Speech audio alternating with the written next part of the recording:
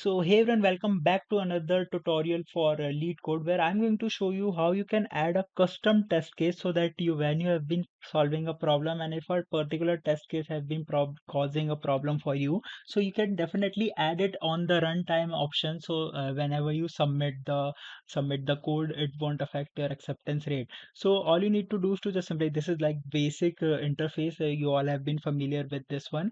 Now here the below option which contain all the test cases that are the sample test cases for this particular problem.